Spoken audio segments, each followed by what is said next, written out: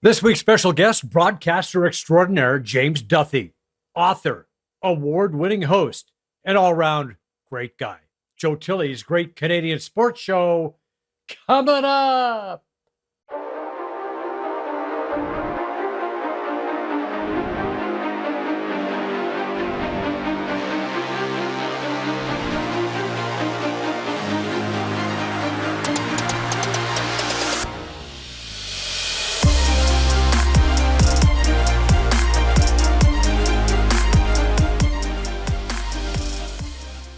Welcome to the program. We have another dandy for you. Today's guest hails from Ottawa. He has a journalism degree from Carleton University. He's a former reporter, anchor at CTV Ottawa and VTV Vancouver. Joined TSN in 1998. He's the author of 4 books, host of TSN's hockey coverage, including World Junior Championships, Trade Deadline Show, Free Agent Frenzy. He's also host of the Masters, Olympic host for CTV and TSN, 4-time Canadian Screen Award winner, 3-time Gemini Award winner as Best Sports Host. He is a Sports Media Canada Award winner for excellence in broadcasting. Ladies and gentlemen, boys and girls, welcome to the program, James Duthie. James, good to have you here, my friend. Thank you, my friend. Did you type that all yourself up on the screen? It's very weird to see your entire life in words like that. Yeah, Vic jammed it all in there, man. That's what Vic does. By the way, I got to ask you, what's your dog's name? Your buddy there. Oh, that is Willow, and I will apologize to you and Vic and your listeners from the beginning because I have 2 dogs, and they will frequently interrupt our proceedings here. Likely, Willow's the quieter one. She's actually kind of disabled. She's kind of lost control of her back legs. So she sits there. Whenever I do anything or I'm in this office, she is on that chair the entire time. And then Hugo will come in and probably assault her multiple times during our podcast. Okay. So Willow, I'm gonna suggest that she might be a little older. She's on in years. Willow's 10. And then 10, Hugo's our COVID dog. Okay. It was a horrific mistake. No, he's great. He's only he's 2. So it works out well. We actually had 3 dogs for a while. We lost one last year, which was 2 dogs. I think is great. Like I would recommend 2 dogs to people if you have one dog because you feel better when you go away, or even if you leave for a day, go golfing or whatever, that they have somebody to hang around with. 3 dogs was the dumbest thing we ever freaking did, Joe. Like it was 3 dogs is insane, but we're back down. Yeah. Yeah. I mean, 2 is good. They entertain each other. And, when, like you said, you go away, you know that they're going to be having a good time together, but 3 starts to get a little crazy and kids are kind of the same way. Right. So yeah, it's the same deal with kids. We had 3 kids. So obviously we didn't learn anything from that. Yeah, no, not at all. So I want to talk about your bio says, touch football standout, C division, career ended by a head-to-head collision. Tell us more. Okay, who found this out? Vic found this out. Okay, so I was touch football was kind of always my passion. I wasn't a great hockey player. I lived in BC when I was young, and so when I moved to Ottawa, which I consider my hometown, I was 8 years old, and I'd never skated before because in Victoria, we played soccer all winter long. So I was way behind in hockey. Obviously, I fell in love with hockey, but it took me about 6 years to catch up to everybody. I didn't make rep until my very last year of hockey when I was 14, and then I quit the game. So football was always the sport I loved as well as soccer. And played high school football, was going to go to McGill and play college football, but I chased journalism at Carleton instead. So touch football became my thing. And everybody always laughs at touch football, flag football. All my athlete friends, the Ray Ferraros and Jeff O'Neills of the world, make fun of it. Touch football has kind of a wimpy name to it, but anybody who plays touch football knows that is a bit of a misnomer, that there's a lot of contact. And I think what you're referring to I played a lot of touch football growing up and kept playing till I was, in my late 40s a few years ago. And there was a game in downtown Toronto. It was the championship of the Toronto. Sorry, dog here. One second. Well, Willow and Hugo. Okay. As promised, first of our frequent dog interruptions. This is Hugo. Say hi to Hugo, everybody. He's hi, Hugo. All right. So we were playing in, I don't know if it was C division. I felt like it was higher than that. And I did go head to head with somebody across the middle and was completely knocked out and like woke up sort of on the sidelines. And they told me I'd been like crawling around on all fours, gurgling. It wasn't pretty. And it was really dicey being on TV. I had complete post-concussion. The next few months, I think I had this, Bob McKenzie said, was always worried the whole thing was going to go off the rails because I was just going to freeze up on camera because I was having trouble putting sentences together. But that basically did end my touch football career tragically. So the information was very accurate.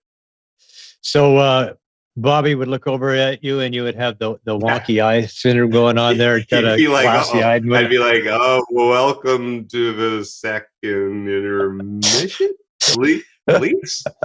Yeah.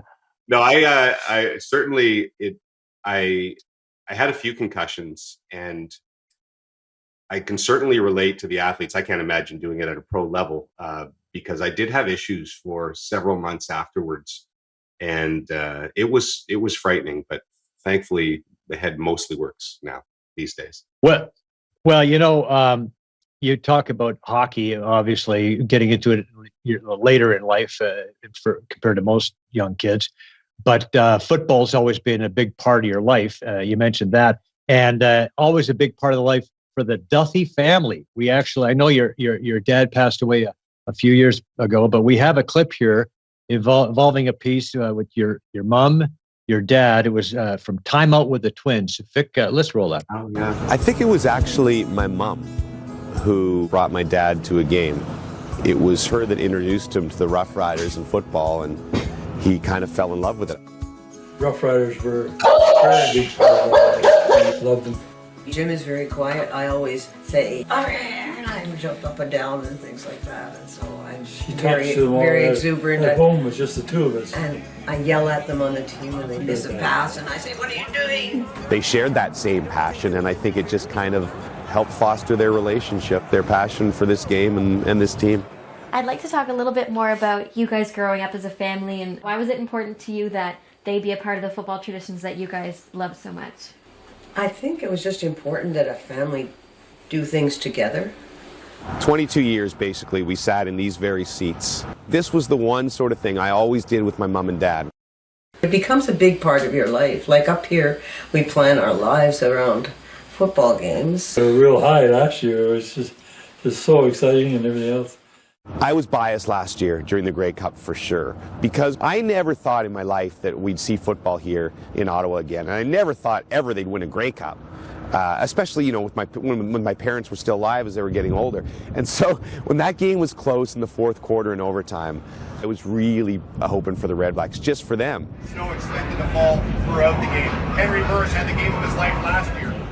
So what is it like to watch your son make such a significant contribution to Canadian football? It's pretty special. We're very proud of him. Jim used to say, he used to be somebody in his own right. Now people say, oh, you're James Duthie's parents. Very cool, James. Tell us what you think about when you look back at that piece and years. And credit to those two lovely ladies who are from Ottawa and did a half an hour documentary on me and my family, and did an amazing job. It was that's special. I haven't seen video of my dad since he passed about 4 years ago. So what I said there is dead true. I think it was the one thing that, my dad never played golf, Joe. So we didn't bond that way. He coached me in soccer for a while. But the one thing we did together, my mom and dad and I, was go to those football games.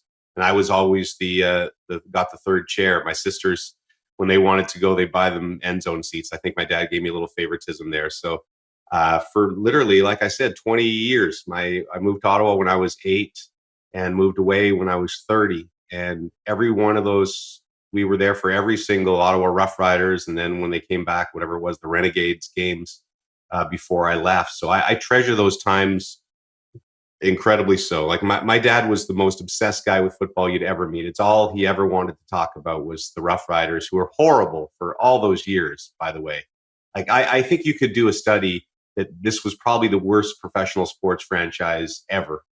Those 22 years that we went, they had 2 9-9 seasons, Joe, which we call the dynasty years. That was they were so bad. Like the Argos would get good and then bad and good and then bad and good and then bad, and Ottawa would be bad the entire time. And my dad, we would sit there. It'd be Doug Flutie be in town. It would be 55-2 for Calgary, and my dad would never want to leave the game until the final whistle. So I think he taught me a lot about perseverance, loyalty, and all those things. So if you were to ask me, favorite moments in my career, that game where the Red Blacks with Henry Burris won the Grey Cup is one of my all-time favorites, simply because all I could think about was my dad, who ended up passing away a year afterwards. And I never thought they'd be able, as I said in that piece, to win a championship again for him. So that was one of the coolest moments, probably one of the most nervous I've been watching a sporting event. And as I said in there, I'm trying to be, 99% of the time I'm completely unbiased. I really don't care who wins, but in this case, I wanted it so bad for my dad. So to be up there presenting the Grey Cup to the Red Blacks with knowing he was there watching was pretty cool. Awesome moment. They would have really liked the piece we did with Russ Jackson a few weeks back. Those were the real glory years in Ottawa. Well, my mom taught with Russ Jackson. Those were the days when you played quarterback in the CFL and you had a job. And Russ was a teacher, and my mom taught at the same school. And that's probably where her love of football came from. Was Russ was at his peak and she knew him, and so that's where I think she started dragging my dad to football games. So, and getting to meet. I remember I took my dad to a game. The first game the Red Blacks were when they were reborn, and I took my son and my dad, which was kind of a cool moment. 3 generations, and we went down on the field, and Russ Jackson was there, and got to meet my dad, which was, again, just one of those cool moments which this business gives you that I cherish. Well, your mom would be the envy of many. She goes to the staff room at school, and there's Russ. Russ Jackson. That's right. Hey, Russ, you didn't put any coffee in the machine. What are you doing? Russ, help me mark these tests. Sheila, I'm studying for the damn game. Playing the Ticats tonight. So who were your sports heroes and heroes in the broadcast business? Well, let's start with the first part. I would say whoever was the quarterback of the Rough Riders at the time was probably my guy. I also loved baseball back then, and I really loved the Expos. When I moved to Ottawa, the Expos were just sort of coming around, those late 70s, Andre Dawson, Tim Raines Expos. And Tim Raines was my guy. He was probably the athlete I worshiped most growing up. I lived and died with every Expos game. I've told people before, we didn't always get the English broadcasts on the radio in Ottawa, so I would listen to a little tiny AM transistor radio and listen in French. And my French, I was taking French immersion, but my French was just okay. And for forever, I thought there was a player on the Expos called Orling, because they'd always say, "Bal frappé Orling, elle saisit pour la troisième retrait." And Orling means out of line, foul ball. But every 2 seconds, it'd be like, "Bal frappé Orling." I'm like, this Orling guy is unbelievable. He's involved in every single play. Until my mom told me at some point that Orling meant foul ball. But no, Tim Raines was my guy. I just simply adored him. When I turned 17, my sisters baked me a cake in the shape of Tim Raines' head. And of course, my idiot friends put like sugar under the nose, did a cocaine joke. Tim Raines had a cocaine problem, which hurt me. It was very distasteful. But I met Tim later. He came on my podcast at TSN years later when he put a book out, and I told him all these stories. I think I really creeped him out. Because, I had a birthday cake in the shape of your head, Tim. Tim was a little confused. But so those guys, and I love the 49ers. So Jerry Rice and Joe Montana were also Ronnie Lott. The only 2 sweaters I've ever owned were Ronnie Lott's 49er jersey and Tim Raines' Expos jersey. Those are the only 2, plus a bunch of Rough Rider jerseys. As for broadcasting heroes, it's funny. The number one guy that comes into my mind is not a sports guy, and it's David Letterman. And when I was, I don't know, in those years, those teenage years, 13, 14, Letterman was just starting. He actually had a morning show on NBC that a lot of people don't remember. And I started watching this guy, and I guess I'd just never seen a comedian who had this weird sense of humor and, did all those stupid things that he would end up doing on his late night show, dropping, paint and balloons and watermelons off of buildings. And it was just this kind of dumb humor that I related to. And I guess my friends related to. So some of the stupid stuff I've done at TSN, they've let me do some really dumb features over the years. I probably was influenced more by David Letterman than anybody in sports broadcasting. But locally, the two local guys, and I think you probably knew them, Joe, a little bit, were Brian Smith and Bill Patterson in Ottawa. And I grew up in a little suburb of Blackburn Hamlet. There weren't all the national networks, TSN and Sportsnet around back then. And all you did was watch the local sports. Same in Toronto with everybody who watched you and Lance and Sunil and everyone on CFTO. In Ottawa, it was Brian Smith and Bill Patterson and Dan Sagan for a while, and then Carolyn Waldo. And I can remember thinking when around the time, maybe 15 or 16, that I thought I wasn't going to make it as a pro athlete. Maybe I'd love to do sports broadcasting, that if I could just be the local sportscaster at 11:30 doing the highlights, man, my life would be made. So in many ways, Bill and Brian were the two guys I looked up to. And when I went to journalism at Carleton and then ended up, at CJOH, I was a news reporter at first. That was the first job I got. But I would spend all my time back there with Brian and Bill in the sports department. I would file my story as quickly as I could, and then back there and hang out with them and just hear all their stories. Brian was an ex-NHL player. Bill was just so funny. And I think that they taught me as much about the business as anybody else along the way. Yeah, I can relate to that. Al McCann and Ernie Afghanis growing up in Edmonton. Those were my guys. I want to be just like them. And if I can ever get a job at CFRN in Edmonton, man, oh boy, would that ever be cool. And it's too bad, today's generation, they have just no idea how big the guys like yourself were, the local sportscasters, how much they meant to all of us. That's where we got our highlights from. That's where we got our scores from. And I think it's one of the, to me, one of the sad things in the business is that's sort of gone away, right? And a lot of local newscasts don't even do sports anymore, which to me is really sad. I get it. It's the time that we're in, and they get it all off their phones now anyway. But those days where I'd sit there at 11:30 and get all my highlights, and that's the only place you'd get them. We sound like a couple old guys talking now, but all the games weren't even on TV. So sometimes Leaf highlights, the only place you'd get them was at 11:30 on your local station. So those were great days. And Billy and Brian both passed away. Brian very tragically. I won't want to tell the whole story for your listeners, but Brian was shot in the head by a schizophrenic outside our station in, I think, 1994, 1995. Billy passed away a couple of years later of a heart attack. And two of the real tragedies in Ottawa, because they were real, local celebrities and heroes to me. Well, I know that you started out in news. How did you get the news gig? Well, I did.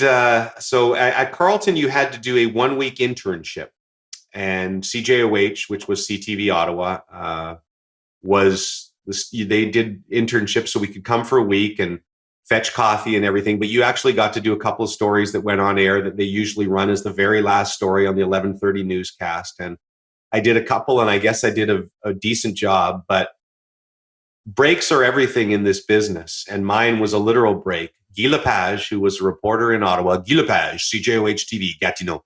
Guy Lepage broke his rib skiing on the Saturday.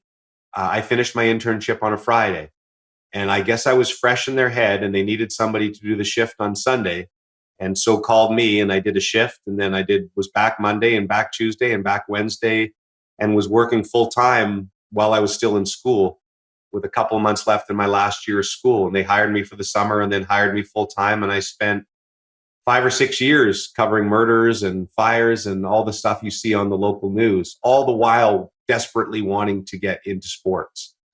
And I got to do a little bit of stint. Carolyn Waldo, the synchronized swimmer, came and worked for us, and she had a couple of babies, so I would fill in for her.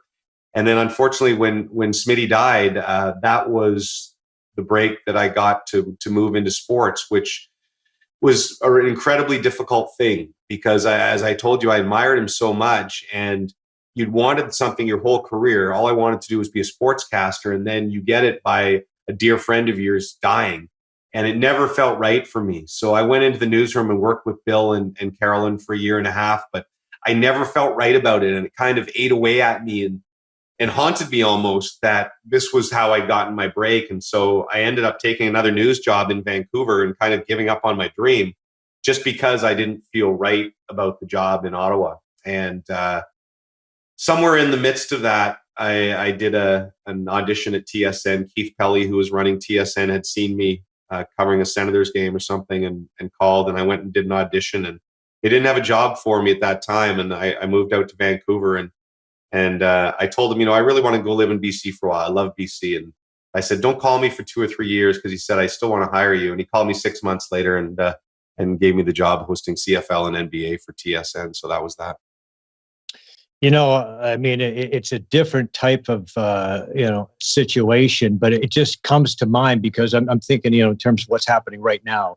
Lisa LaFlamme leaving CTV and Omar trying to move into her job. Right. Omar being a tremendous guy. I mean, I worked with both of them, love them both, and tremendous, talent and everything else being, thrust into that awkward situation. And it must be difficult for both. Obviously, Lisa, I mean, you can weigh in on that if you like. I didn't want to push that on you, but. No. I all I'm going to say is that I had tremendous amount of respect for Lisa. We did the Olympics together in 2010, which was one of the highlights of my career. And I would see her in the makeup room, as you would, all the time, and just love those chats we had. So certainly I was disappointed with all of that, but I hope people give Omar a chance, because you're right, he's a great guy. And you're right, I think filling those chairs is tough. In many ways, Bill Patterson, he never wanted the chair that was Brian. Brian Smith did the 6 o'clock, and Brian was a local legend, and Billy did the 11:30, and Billy was really comfortable in that role.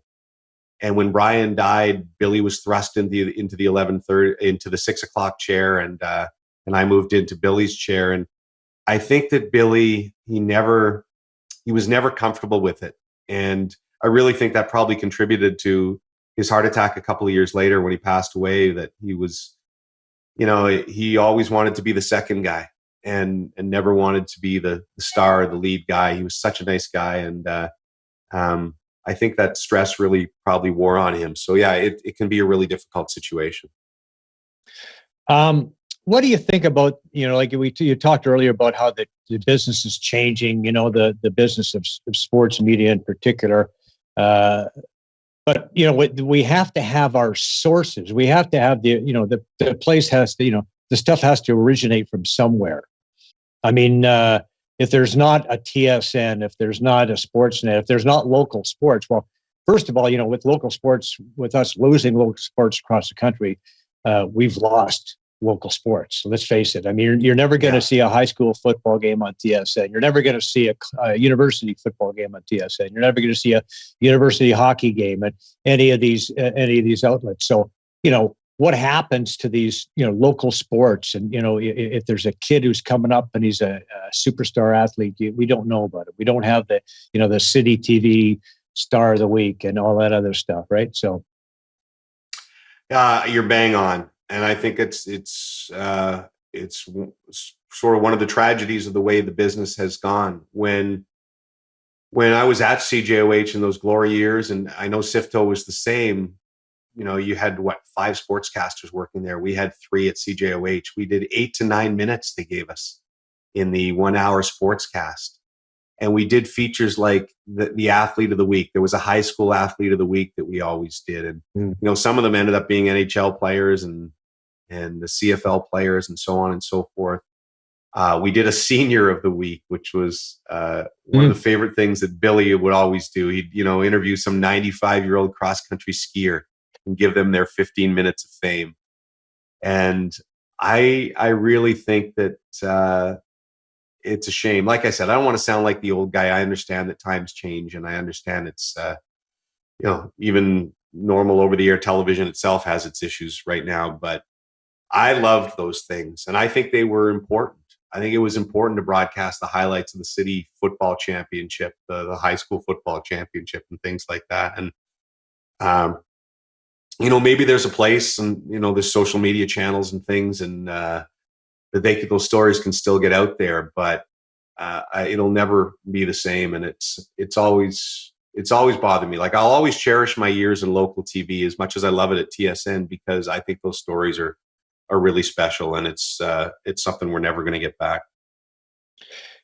Yeah. And so I guess, everything evolves, everything, changes and moves. It's always changing, and you have to kind of keep up with the times. It's unfortunate. I just think there's still got to be a market somewhere that, some people, that, and maybe it's it's older folks that they don't seem to care about from the advertising perspective, that still love their local news and their local sports. But it's like I said, it's one thing I lament, and I'm glad.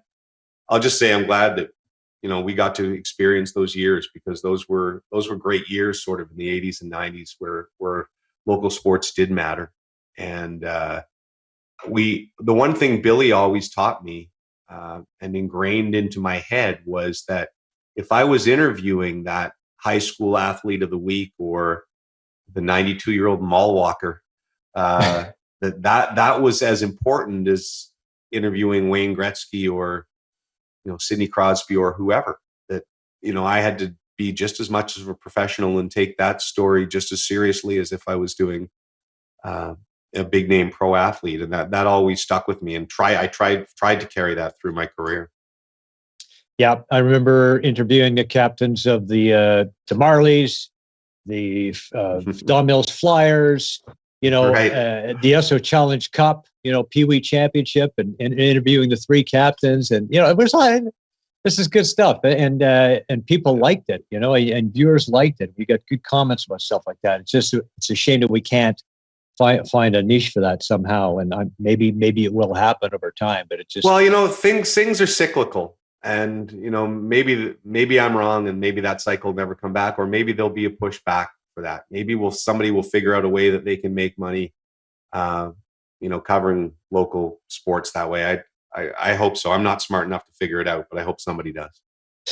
Yeah. Well, you do a pretty good job with what you do, James. You've received numerous awards for your interviewing skills. Our pal, Paul Patsko, found this chat you had with John Tortorella back when he landed the Vancouver job. Let's listen. When you were at TSN, I got the impression there was no player you liked or respected more than Brad Richards. Yeah. Have you spoken to him since you've been fired? No. Do you think that relationship's damaged? Yeah. That's all I'll go. Does that hurt? Kills me. That kid there, that kid there, I grew up with him. I learned a lot from him in Tampa. We grew up together in Tampa. I don't know where it went. Now you get me talking about it. But yeah, it's been damaged. You said you had no regrets from New York. Is that maybe one? Yeah, that's one. Yeah, I will. That's a big one, because I when the game's done, relationships are all you have left. That's very important to me. And that's a tough one for me. So, there's a good interview with Torts, and you're asking him the tough questions that it sounds like a lot like he didn't want you to ask him about. But tell us about that, and tell us about that interview in particular with Torts, having worked with him on the desk. Well, that's always helpful. What he said there about, in the end, all you have in relationships, I think that is crucial when it comes to an interview situation like that. If you have a relationship with someone, that they trust you. And Torts worked with us for about 6 months before he took that Rangers job. I think that helps in a situation like that. That maybe if I didn't know him whatsoever and we just sat down for an interview, and I've been in those situations where I don't know the subject and I can tell they're not familiar with me and they're trying to figure me out, and maybe they're a lot more guarded. Whereas if you've had that personal relationship with someone before, there is a trust level where they will open up a little bit more to you. And I think that was the situation with Torts. I can remember that one in Vancouver, and he had told me before we sat down, I'm not going to ask him, he goes, I know you. I know you, Duth. I know you're going to try and get me to talk about stuff. We're not going to do it. I'm just going to talk about the guys.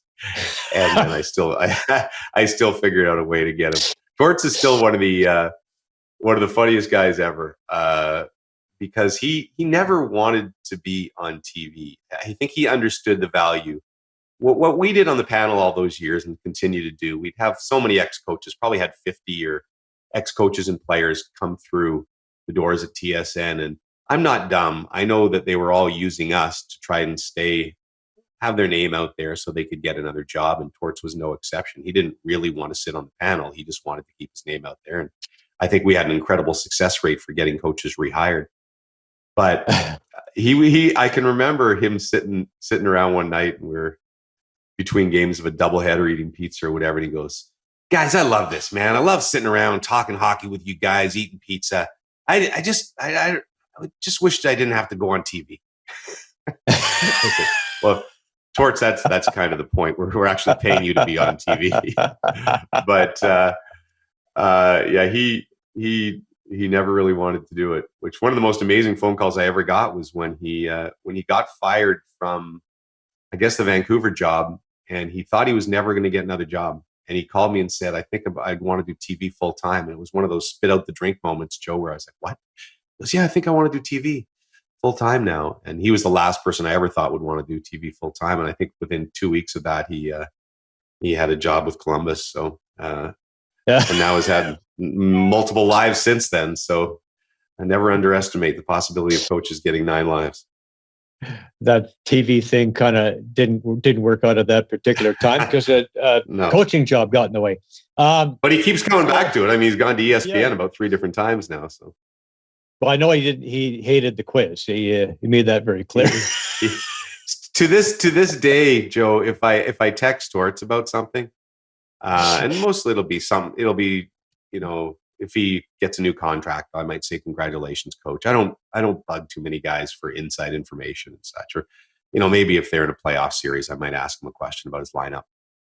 He always responds with the answer. Usually doesn't answer me, and ends with 3 words: "The quiz sucks." Every single text he ever sent me ends with "The quiz sucks." He had his legendary diatribe with the New York media.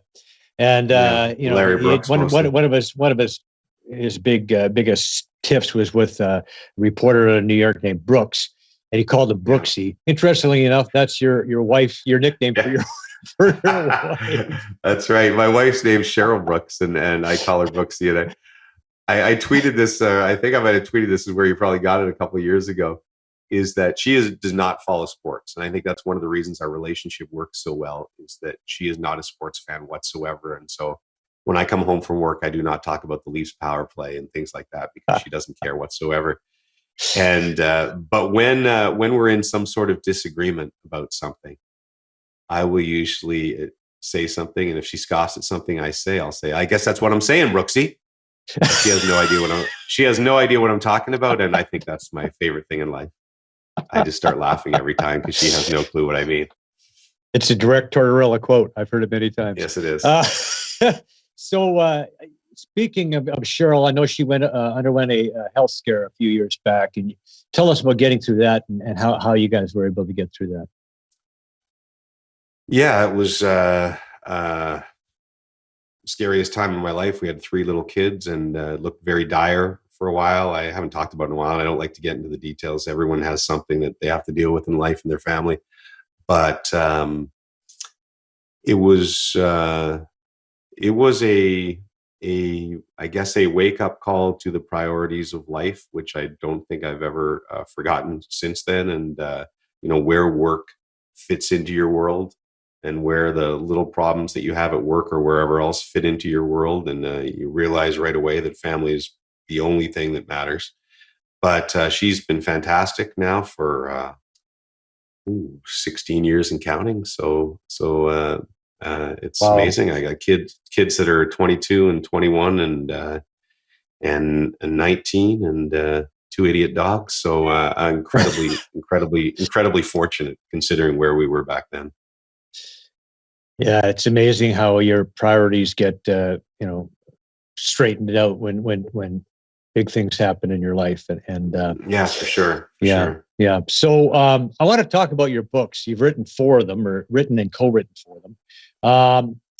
Now, the guy on the left, Sports Stories from the Best Seat in the House. We have some video, actually, of you doing a book signing a while back. What prompted you to write this book? And give us something juicy from this book.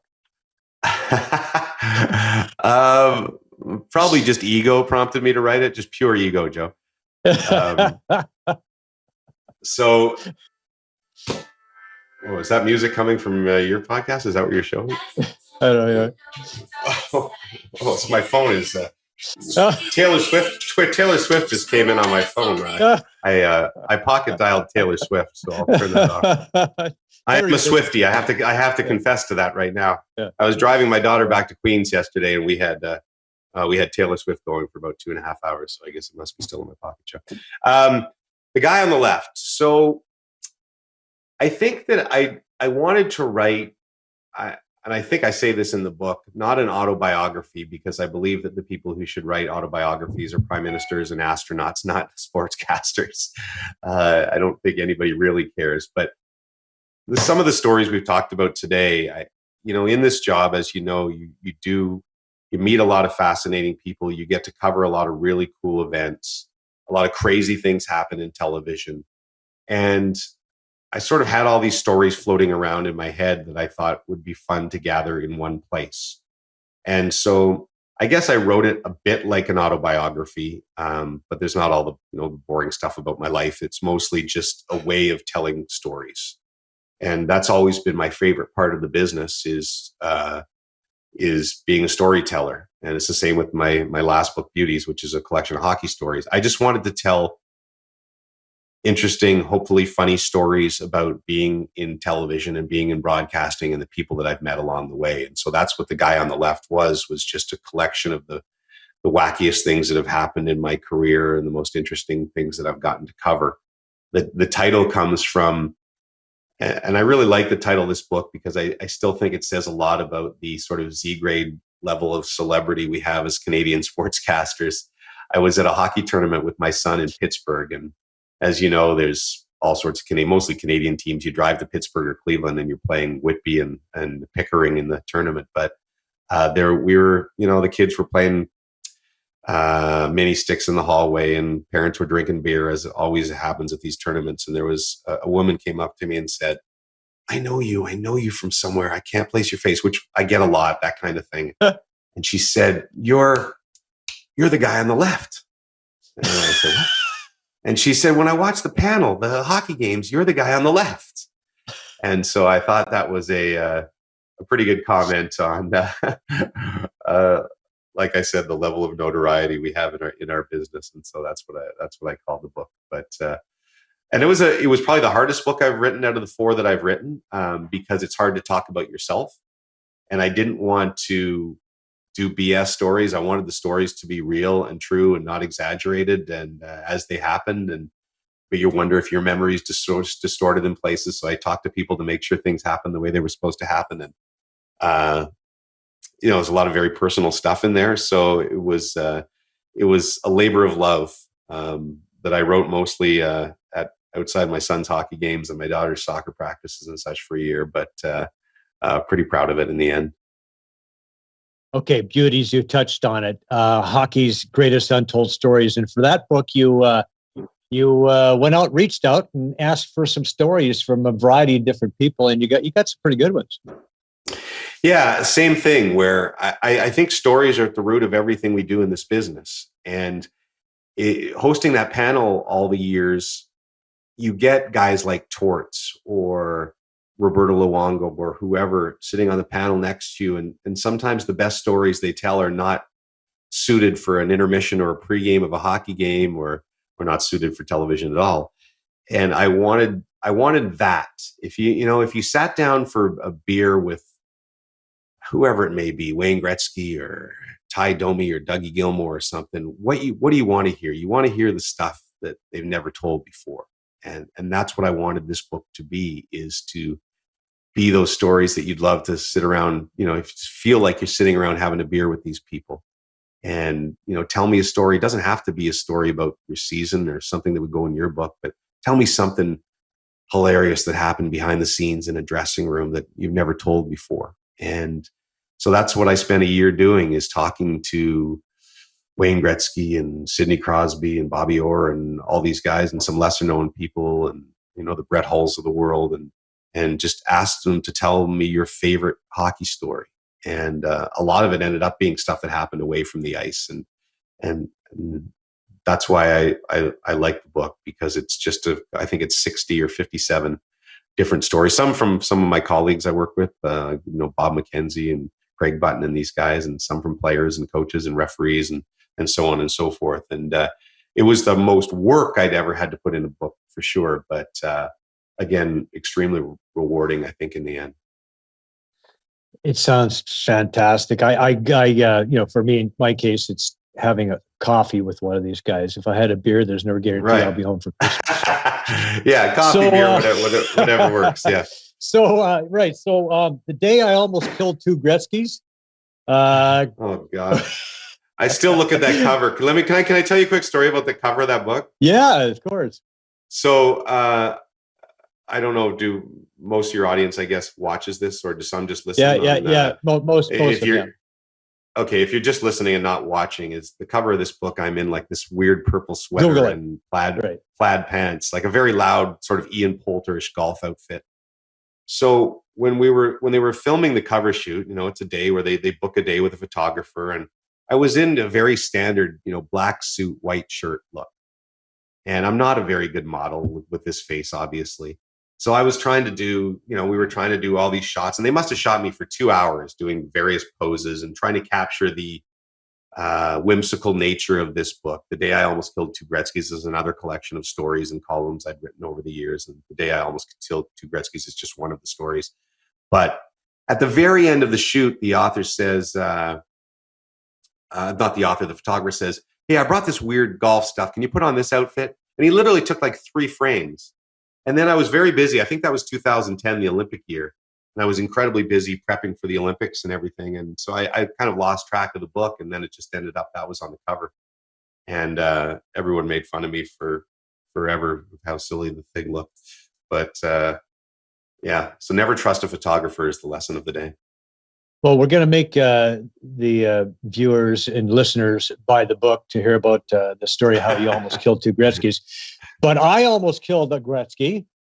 So back in, I think it was 1980 or 81, it was during the summer. I was working construction. I was getting up early in the morning. It was out in Edmonton. And I was working south of Edmonton, building the overpass to the Edmonton International Airport, and pulled into a gas station one morning. And I pulled into the entrance of the gas station because it's right in the middle of Highway 2. So you got southbound traffic on one side and you've got northbound traffic on the other. And I was coming southbound. I pulled into the entrance, and it's 6 o'clock in the morning. I'm on way to work, and all of a sudden this big brown Lincoln is sitting in front of me. So I lay on the horn, and the Lincoln lays on the horn, and I'm thinking, what are you doing, you idiot? You're coming out the entrance. And I look inside, and it's Wayne Gretzky. And I'm sure that, at 6 o'clock in the morning, he's not expecting any traffic anywhere. He just got just whatever. And I'm driving a big Lincoln. Somebody hits me. That's amazing. Anyway.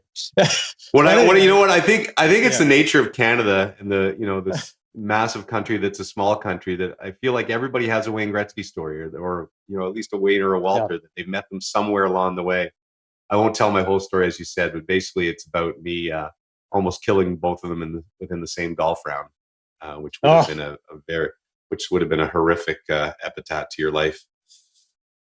Okay, one more book to talk about. They Call Me Killer, Tales from Junior Hockey's legendary Hall of Fame coach, Brian Killer Kilray.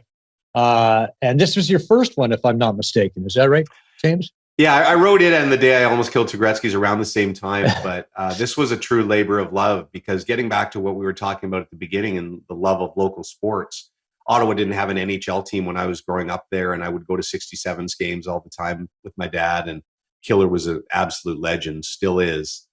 And when I started working in sports, obviously I got to meet him and cover him. So when I decided I wanted to write and start writing books, that was one of the first things that came to my head. I always thought the killer had the personality, the grand personality of Don Cherry, not necessarily all the same political stances and such, but he had the stories but he never, because he was a local junior coach, he never had the platform that Don had on Saturday nights. And so I thought, if you could ever get all of Killer's stories together in a book, and so I sat down with him for basically a week up in Ottawa and just sat and laughed as he told me the stories of his entire career. So that was that was my sort of baptism, as you say, my first book, but it was a lot of fun to do. I'm actually going to see him next week in Ottawa, which I'm thrilled about. Well, there, we know there's a very charitable side of James Duthie. You're involved with the children's charities, Fund of Canada. And you also won a Canadian Screen Award for a documentary you did about a young man named Jonathan Petra. You developed a great relationship with him. Tell us about Jonathan. Yeah, I think probably the most incredible person I've met in my life. And the greatest thing about this career is that somehow it puts you in touch with people like this. Jonathan was born with one of the rarest, most painful diseases on the planet. It's called epidermolysis bullosa, which is a skin disease that basically you end up with the skin of a butterfly. That's why he was called the butterfly child. So any touch, if I poked you in the chest, it would be nothing. If I poked Jonathan, the finger might go right through his skin, and your entire body is basically that of a butterfly. So every movement in life hurts. Your body's constantly covered in blisters and bruises. Even your throat, eating is painful. And he was born with this. So basically from the moment he was born, he had this. And my sister sent me an article that appeared in the Ottawa Citizen that talked about Jonathan. And there was a last line at the end of it that said he wanted to be a sportscaster. And so I reached out and got in touch with him, and we had him down at TSN, and it was the beginning of an amazing friendship. I just cannot even tell you. And I would still recommend people who haven't seen it or aren't familiar with the story to go and YouTube search The Butterfly Child and watch either our documentary, or I believe ESPN did one as well later. But the bravery and the courage and the optimism that this boy showed. I met him when he was 14. I think he passed away at 18, 4 or 5 years later, was something I couldn't fathom. And back to what we were talking about earlier, perspective is a word we throw around, and we say it when somebody, you meet someone like that, or somebody passes and then you lose it. You get back into all the little griping about all the normal things in life. But I think Jonathan gave me permanent perspective of, how our little struggles mean nothing, because what this kid went through, and for him to be positive, was mind-boggling to me. He had so many surgeries. He had to have this bath every second day, which was the most painful 3 hours. His mom would have to scrub him because of all the lesions and bruising over his entire body. And he was basically wrapped like a mummy his entire life. And yet he loved hockey, and he loved the idea of sportscasting. And he always was thinking things were going to get better, when the reality was they probably never were. And that his ability to stay optimistic is something that will stay with me my entire life. So just an unbelievable kid.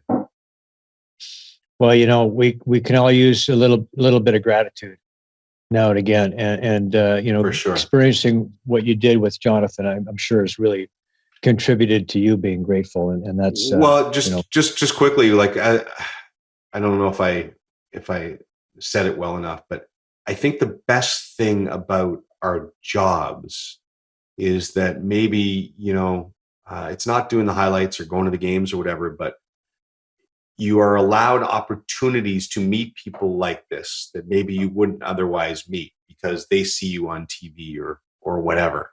And so, and to me, it's the single greatest thing, is to meet a kid like that and to get to develop a friendship with him and learn from him, is the single, I think, greatest thing about what I do for a living, is that you get opportunities to meet people that literally will change your life. Yep. when we change when we get to be of service. We change when we get to be of service. For sure. I think it helps us to become complete human beings. Speaking of charities, you took part in a charity golf event recently. The FaceOff, Team Duthie against Team Dubas. And we have a little bit of the video. Don't show clips of that. I'll walk off. No, I'm just kidding. I'm playing a Callaway 3. We don't care. Whew, James, come on, do you have any etiquette? Yeah, pards. Playing a Callaway Maverick driver as well, because Callaway gives me clubs. Crowd reaction, much like your comedy club appearances. Comedians who can't clutch putt. Number one answer on the board, Jerry D, 47 points. What is that? Banana boat? Oh, Jerry, that's classy, buddy. The whole thing's come off the mic and it's fallen down his crack of his. Oh, come on, Duthie. I like it. I like it. That was a great weight. I didn't think that was going to get there. He stinks. I'm just saying that to be nice. It was one of the great collapses in the history of golf, frankly. I think we got too cocky, and I think I, in particular, showed why I'm a host and not a professional athlete. Truth. Truth. I want to say a couple of things. Couple things, Joe. First of all, I did collapse. That was horrible. That face-off got much more attention because Kyle Dubas was playing probably, and there have been two more versions of the face-off. That was 3 years ago. I won the last two, so I have a 2-1 face-off record. I want to say for the record, I just happened to lose the one that everybody watched. I want to quickly ask you before we let you go. We saw Kyle Dubas there. What do you think about the Leafs? What do you think about the Matt Murray acquisition, and where do you think the Leafs are at? How would you assess? I don't know about the Matt Murray acquisition. I really like Matt Murray as a guy. I'm like everybody else. It's a bit of a head scratcher for me, but goaltending is the hardest single thing to predict. I think we found in the NHL is that a guy you think is money doesn't turn out to be. And guys can come off the radar and have fantastic seasons or can have bounce back seasons in Murray's case. So I'll reserve judgment. I think that they'll have a great season again, and we'll be sitting here and nothing matters until April 15th or whatever. And it's the first round of the playoffs against Boston or Tampa or whoever it may be this year. And it'll be the same sort of discussion as to can they do it? And there's nothing to be said, but we're going to have to talk about it all year on the broadcast. But until they win that round, I think it would be really difficult being Austin Matthews and Mitch Marner and having to sit there all season long and talk about never getting out of the playoffs, because there's nothing they can do about it during the regular season. But it's all that matters, really. And so I don't pretend to have any expertise as to whether this is the year they make it. I still think it'll happen at some point, Joe, but I don't think there's anything in the roster that would give you indication. I think it's just going to, when I think it's going to happen is it's just suddenly the matchup's going to fall into place. And maybe just the luck of just pure odds that after going through all this, that sooner or later they're going to face a team that maybe gets a couple of injuries or maybe gets a couple of bad breaks go their way, and they end up winning the first round in 5 or 6 games. I don't think they'll win in 7. I truly believe that when they win the first round, it'll be like 5 games or something like that. I think the ghosts of once they get to a game 7, it feels like they're almost doomed. So, but I think one of these years they'll just get the right matchup and they'll win in 5 or 6. And hopefully for Leaf fans, it's this year. I get sick of talking about the first round exits too. So I would love to see it. I'm not a Leafs fan, but I would love to see a deep run just for the sake of it's great for the town and it's more fun to talk about when they go deep. Well, they are certainly due. What do you think about the Oilers? And now they seem to like the ex-Leafs. Do you like the Jack Campbell acquisition? I do. I mean, it's funny. We weren't sure in Toronto whether you wanted Jack Campbell back, and then suddenly, by the time the goaltending market looked around July 1st or whenever the market opened this year, suddenly everybody wanted Jack Campbell back. And when he was gone, it was it was a awful loss. So I mean, I think Jack is what he is. I think he's a decent goaltender with flaws. But the Oilers haven't had stability in a while back there, and I think he'll be fine. I think they made a giant leap last year, and the Kane thing worked out perfectly. I'll be really interested to see if it works out over a long term like this. Evander's got a lot to prove, on that he can sustain it for a full season and not have any issues. I hope he does. So I think they'll be back in the playoffs and, be one of the top 4 or 5 contenders in the West again. If you were going to ask me who has a better chance to win the Cup, I would put Oilers over Leafs. But what about the Flames? Are they a better club with Huberdeau and Kadri than they were with Johnny Hockey and Matthew Tkachuk? I think if you add Uyghur in there, that they probably are. If you add the 3 players over the 2, then they are, which is saying something. And that's one of the great salvation projects I've seen when you lose 2 guys of that stature. I mean, Tkachuk has intangibles that certainly Huberdeau doesn't have, but Kadri has a little bit of that too. So I would say if nothing else, they're equal. And that's something considering where they were when they lost those 2 guys. Still a Sens fan? Those 2 guys. Are you I've never been a Sens fan. I get accused of it by my friends, but I'm really not. Like the only reason, it's the same conversation we had about the Rough Riders, is I would like the Sens to win because it gave my parents great joy. But I really don't care. I really don't. I cheer for things that affect TSN well. You know what I mean? If it's a close game and more people watch, I think that's one thing about this job that you underestimate, is that it does suck the fan out of you. And there's no team in the NHL I cheer for. I cheer for things that affect my life. You know what I mean? I'll give you a quick example before you let me go here. When Chicago was playing Boston in the Stanley Cup final, I think 13 or something like that, or 15. And my son was going to graduate, and I was going to miss his graduation from grade 8, which wasn't the biggest deal in the world. But, at the time it felt like a big deal. He's like, "Daddy, aren't you going to come watch me graduate?" And I needed the series to end in 6. And Boston was ahead, I think 2-1 late in the game. And Chicago scored 2 goals in the last 140 to win the Cup. And that was a moment I was cheering in the press box, which you're never supposed to do, Joe, because it meant that I didn't have to go back to Chicago. I got to go home and see my son graduate. So I only tell that story because that's the kind of way you look at the world, the lens of sports, when you're a sportscaster, I think, as I cheer for the things that selfishly affect my life instead of teams. Well, a couple of times I remember cheering their press box, and I certainly wasn't alone. It was 84, Game 5 of the Stanley Cup final at the Edmonton Coliseum. And then 2015, the bat flip at Rogers. That's hard not to. I'll tell you the other one, the Raptors winning when I was down in California when the Raptors won the title. I wasn't cheering in the press box, but I was nervous. I did want it really bad for the city of Toronto. So it does get to you sometimes, for sure. James, you have a podcast, the Rubber Boots podcast. I want to encourage everybody to check it out. It's hilarious. Who's Puff and Lester? So when I started the podcast, Joe, it's not nearly as focused as yours. And I want to say before I go, I've never been on one where you guys have done research and dug up clips like that. So you guys do a fantastic job on this one, and pleasure talking to you. Mine is not nearly as organized.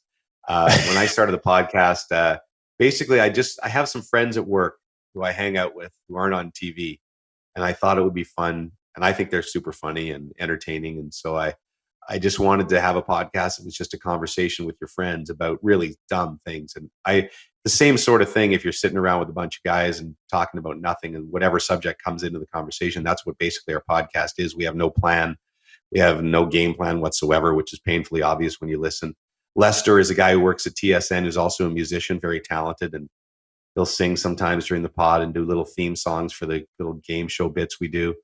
Puffy is one of our producers who is the guy, if you're watching a Leaf game, who helps us coordinate all the highlights that we show during the intermissions. But he's also a completely nutty guy, and so he's on there. And Stoff is our other guy who's the Vic. He's the producer and does all the legwork behind the scenes. So they're my idiot friends, and it's a very dumb podcast, but it's a lot of fun. Well, James, you're a very funny guy. It comes across in the podcast. I encourage everybody to check it out. Man, thank you so much for taking the time to join us here today. Have an awesome year with your NHL coverage, World Juniors coverage when it comes around again. And by the way, James, we have some great Italian clothing for you from Classic Imports. We're going to hook you up with Jeff, and he's going to make you look real sharp. Better than the cover of I Almost Killed Two Gretzky. Well, thank you. And I noticed the golf shot behind you. I still remember we had one round. You, me, Lance Brown. I can't remember who the fourth was now. Ken Shaw. No, it wasn't Lance Brown. It was Ken Shaw. It was you, me, Ken Shaw, and I can't remember the fourth.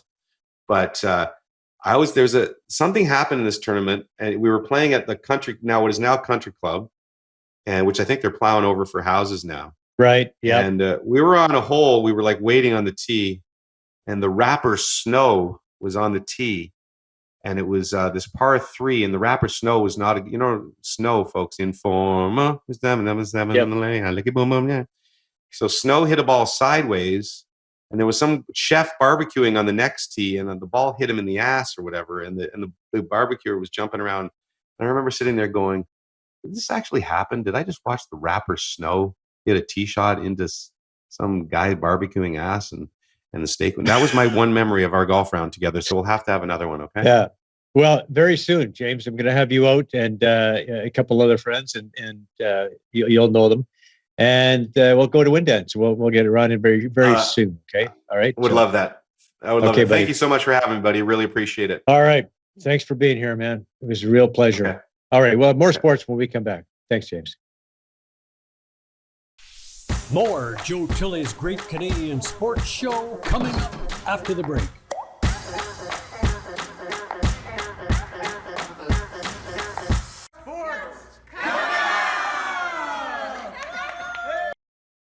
Guests on Joe Tilley Sports receive a gift certificate from Classica Imports.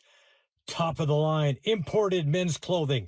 Check out the Classica Essential Collection now. Go to shopclassica.com. Addiction Rehab Toronto, Toronto's #1 alcohol and drug treatment center, saving lives, reuniting families. The only treatment center in the province to offer medical detox, treatment, sober living, and lifetime aftercare all in one place. Our unique and specialized programs are designed to equip our clients with the tools to successfully lead a life of dignity, respect, and purpose. Let us help save your life or your loved one's life. Call today for more information or to facilitate an intervention. 1-855-787-2424 or visit addictionrehabtoronto.ca. Joe Tilley Sports is brought to you by COSA, Central Ontario Standardbred Association, providing a united voice for harness horse people racing at Ontario tracks. Check out your benefits today at COSAonline.com and check out COSA TV on Facebook and YouTube for all the latest harness news and live action updates. Live racing year-round. Go to HPIBet.com for all your wagering options. Become a member today, and your first bet is free. That's HPIBet.com.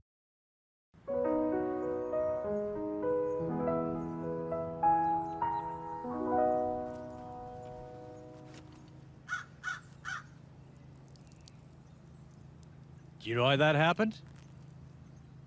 You didn't fix your ball mark. The birds around here are very protective of the course, and when people don't take care of it, this is what happens. It's pretty simple. Just find your mark, fix it, and at least one other. Hey, look at the bright side. We're not up on the northern course. They've got bears and moose.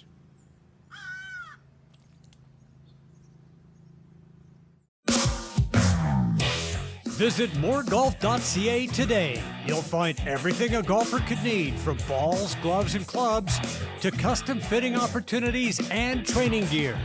Go to moregolf.ca and get $20 off your first purchase of $100 or more. Just enter the promo code JTSports.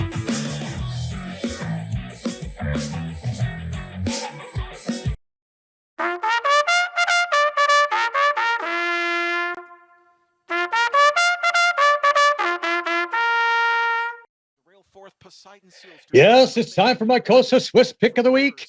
Last week, I went to Mohawk for Saturday night's $650,000 final of the Canadian Pacing Derby. I took the favorite Bulldog Hanover with Dexter Dunn driving, trained and co-owned by John Darling. Bulldog Hanover, the world record holder, took the early lead. Here's the call from Ken Middleton. Hanover still there at the rail, and it's Bulldog Hanover in the Canadian Pacing Derby. He went the distance in 1:46 and 4/5, and he's tied the Canadian record. Yes, a dominating effort by a special horse. The time of 1:46 and 4 did indeed tie that track record and Canadian record. Dexter Dunn and Jack Darling really have something special here, and he hasn't peaked just yet. Well, when you sit behind so many horses, you sit behind a horse like Bulldog, it really is a pleasure and it's enjoyment being out there. So, I'm just along for the ride with him. I know back home you drove a lot of great horses. You've got to drive some great ones in your short time here. Where does he rank? Oh, he's going to be at the top. What he's doing is just amazing this year. I think the way he does it as well, there's no easy trips for him. He does all the hard work in those big races and, he's running away from good horses. Tattoo stuck with him good tonight, but, he's just an amazing animal. Like this horse is, he's really got a fan base out there, and so many people, are cheering for him. It's just an honor to be involved with him and be part of it. Even our fans here, they were out tonight to grab T-shirts to celebrate this guy.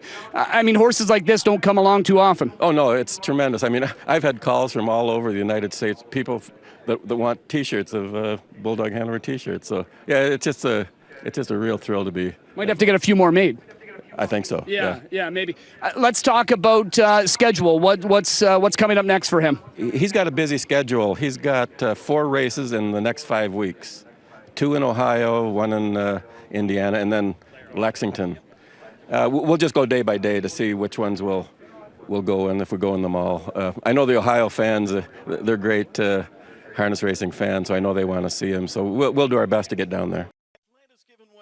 Okay, Jack, I'll take a medium in that Bulldog Hanover T-shirt. In the $600,000 Maple Leaf Trot, the favorite Ecurie D made a late move, but check out the furious finish by back of the neck at 9-1. Tim Tetrick driving. Tetrick wins the Maple Leaf Trot for the 3rd time. Aki Svanstad, the trainer of both back of the neck and Ecurie D.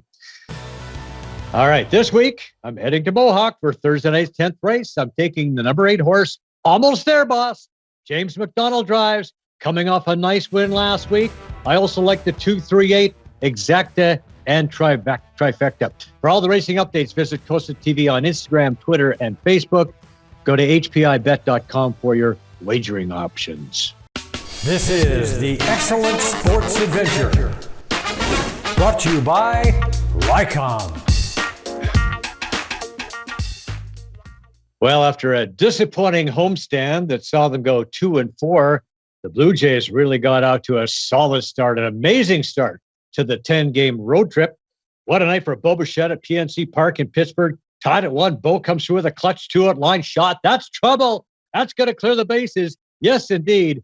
3 driven in. Bichette also got it done on defense. Ranges over to field a tough chopper. Guns to first. Vladdy Guerrero with the stretch. Lovely play. Jays bury the Bucks 4-1 to sweep the series.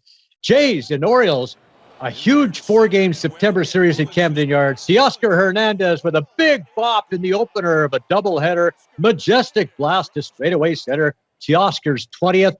Bichette had a couple of RBI singles, a 3-for-4 game. He had 4 3-hit games over a 5-game stretch. Jays rolled in this one 7-3. Now the second game of the Twin Bill, Bichette does it again. Yes. See if any legs from Nick Vespi. Whack, 2-out, 3-run rip for Bo. Man is on fire. That was number 19 for the season. He wasn't done. 3 innings later, Bichette again. Guess what? He does it again. Bo went deep 3 times in this game. Jays romp 8-4. Their 5th straight win, 7th W in 8 games. Remember that time they were swept by the Angels? Nah, me neither. It's a quirk in the schedule, but it's great for rivalries. For the 4th time in 5 weeks, the Argos and the Ticats got together to duke it out, this time at Tim Hortons Field for the annual Labor Day Classic. Argos on the move, getting tricky. McLeod, Belfort, Thompson gets to Curley, Gittins Jr. on the reverse, hands to Brandon Banks, slips a tackle, looks like he might throw. Nope, takes it in for 6 against his former club. And the boatmen keep it coming. Bethel Thompson, play action fake. He's going to lay up a lovely ball for, guess who? The former Cat, Banks. Argos pummel Hamilton 28-8. They're 6-5, a 2-game lead in the East. Ticats fall to 3-9. The Ottawa Red Blacks get the Alouettes at Montreal. Trevor Harris is going to scramble out of the pocket. He's tripped up. He coughs up the ball. Devon Coleman scoops it up, and he's going to score for Ottawa. Nick Arbuckle finds Darvin Adams at the back of the end zone. His first TD toss as a Red Black as they stun the Owls 38-24. Blue Bombers and Rough Riders in the annual Banjo Bowl. Fourth quarter, Mark Leggio with a 55-yard field goal try. Does he have enough Leggio? Yes, he does. Bombers over the Riders 20-18. They're now 11-1, and yep, that's why they call him Legs. The Canadian women's hockey team saved the best for last when it really mattered in their most complete all-around effort of the tournament. The Canucks side took down the Americans 2-1 in the gold medal final at the World Championships in Denmark. Oakville's Brianne Jenner scored both Canadian goals as they avenged an earlier loss to the U.S. in the preliminary round. It's a third major title in the past year. They also beat the Americans at last year's Worlds and, of course, the Olympics. Toronto FC's playoff hopes took a big hit. The Reds jumped out to a 2-0 lead early against Montreal, but the visitors roared back with 4 straight goals, and they hung on for a 4-3 win despite a 2-goal effort by Lorenzo Insigne. Mississauga's Adriana Leone scored twice to lift Canada past Australia in an international women's soccer friendly in Melbourne. 2-1 the final there. Let's hear it for Mike Shorman. Made his way home after paddling his way across all 5 Great Lakes over a 10-week period on a stand-up paddleboard. Mike becomes the first athlete and first Canadian with disabilities to cross all the Great Lakes in this matter. He's been raising funds for young Canadians in crisis. Well done, Mike. There's a documentary in the works highlighting the journey of Mike Shorman, I'm sure, and you'll want to catch that. Well, Corey Connors of Listowel, Ontario, and Taylor Pendrith of Richmond Hill have both been named to the international side for the upcoming President's Cup. Internationals versus the Americans beginning September 20th at Quail Hollow at Charlotte, North Carolina. Now, here's our shot of the week from the Canadian Junior Golf Association fundraiser tournament. God damn it. 4!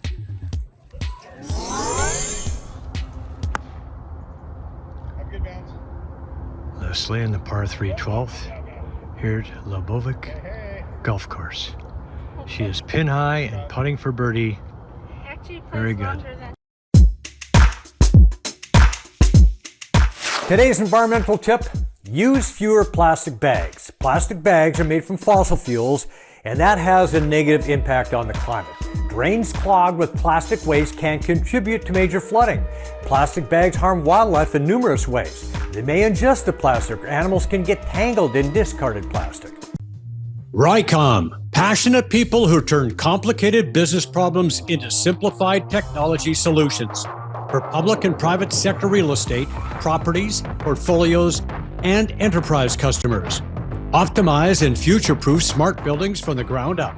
The latest in fault locating, base building network design, managed services, cybersecurity, data analytics. Our fault detection will support all smart strategies, define projected outcomes for capital planning, and reduce environmental impact. Rycom, smart protection solutions. At Rycom, we're building a path to a smart and environmentally friendly future. And we'd like to thank all the folks who make this show possible. These are friends, trusted business associates, and all-around great folks. We highly recommend them all. A reminder, the show is available on iTunes, Spotify, Breaker, Radio Public, Google Podcasts, and Pocket Cast, as well as the Spanglish Network, Zingo TV, and Buzz TV Live. Also, you really want to check out our YouTube channel. There are past shows available, weekly sportscasts, all kinds of cool segments. Like and subscribe. It's absolutely free. Thanks once again to James Duthie for being on the program. Thank you for watching. And we'll see you next week when we celebrate the 50th anniversary of the Summit Series. We'll have Paul Henderson on the show and others. We'll see you then. Joe Tilley's Great Canadian Sports Show is brought to you by Brian Gribben Insurance Planning. helping you solidify your financial future. At BGIP, what we do that's unique in the marketplace is we show people how to spend and enjoy their money in their early years of retirement without the fear of running out. Also, we're able to do this without you having to change financial advisors. Please look us up at bgip.ca today. Let's book a 30-minute phone call to see how we can bring value to you and your family in your planning. Call Brian today for all your retirement needs. We did. 905-686-5678. Do you want to buy or sell a home? Could 31 years of real estate experience help you? Why not speak to an amazing team that loves to overpromise and overdeliver? Aldo has a tremendous team of experts on staff. They are committed to making your next real estate transaction smooth and comfortable. Call 416-GET-ALDO or visit getaldo.com. MNP, a leading Canadian national accounting, tax, and business accounting firm. MNP proudly serves and responds to the need of their clients in the private, public, and nonprofit sectors. Through partner-led engagements, MNP provides a collaborative, cost-effective approach to do business and personal strategies to help people and organizations to succeed across the country and around the world. With local offices in Oshawa, Mississauga, Burlington, and more, their team is here to support you. Visit mnp.ca today to learn more. Hi, I'm Joe Tilley. This November, join me and my wife Penny Claire for a trip of a lifetime. 2 weeks in Egypt and Jordan. Imagine yourself riding a camel beside the Great Pyramids, cruising the Nile River, viewing the temples at Abu Simbel, exploring the desert at Wadi Rum, visiting the ancient city of Petra, and swimming in the world-renowned Dead Sea. Only $41.99 all-inclusive with direct flight from Toronto, free upgrade to 5-star hotels, and the cruise. Visit tripoppa.com and book today to get an extra $100 room bonus credit. Let's travel. The UPS store in Brooklyn wants to help your small business thrive. We offer shipping and more, like our pack and ship guarantee. Plus, we offer graphic design services, fast digital printing, secure document shredding, and mailboxes with a real address. Visit 31 Baldwin Street in Brooklyn, Ontario. Say you saw this on Joe Tilley's Great Canadian Sports Show, and we'll tell you how to save 10% every day.